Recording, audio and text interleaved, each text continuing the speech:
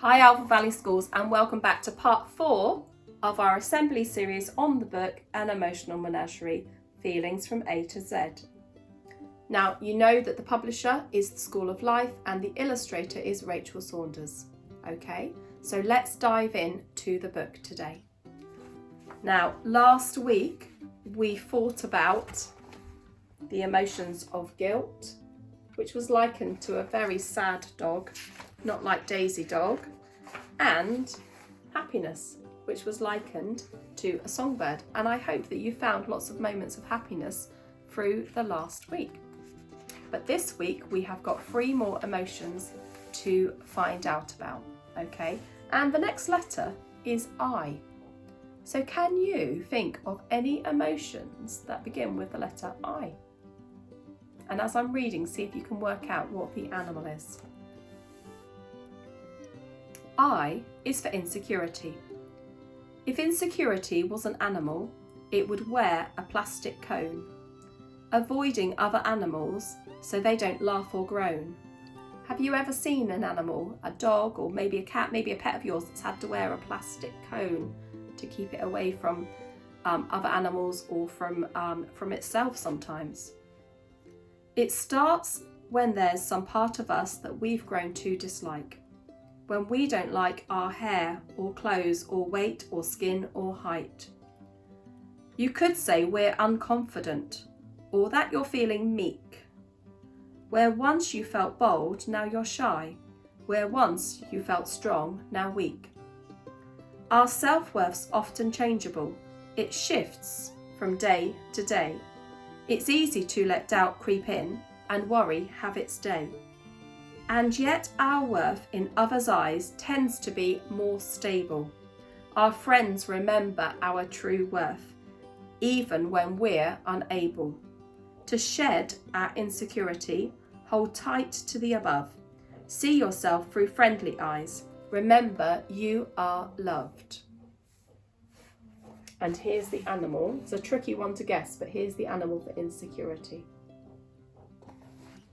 It's a cat.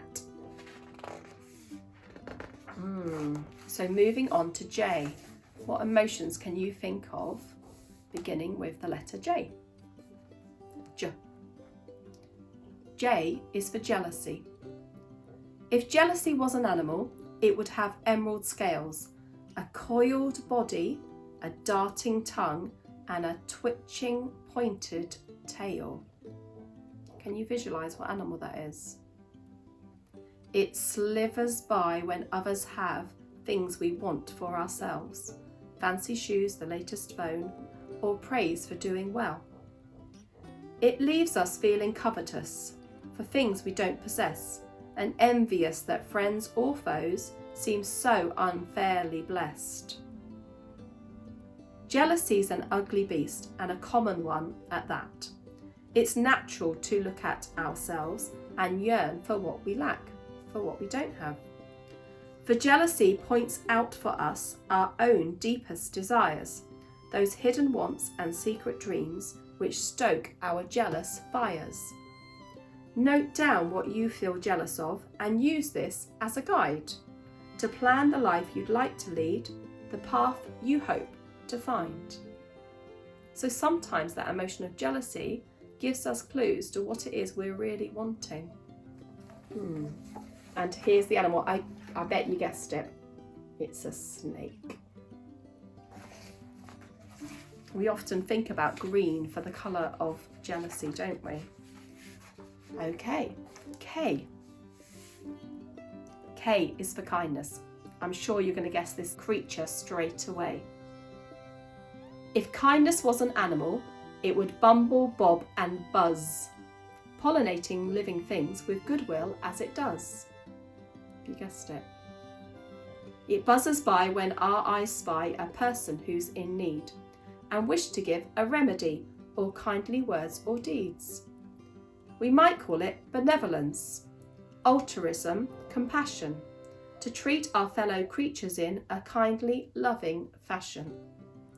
Kindness springs from empathy, which means to recognise how we'd feel if we saw the world through someone else's eyes. how hard we'd find it being them with all their discontents, how much we might appreciate a hug or compliment.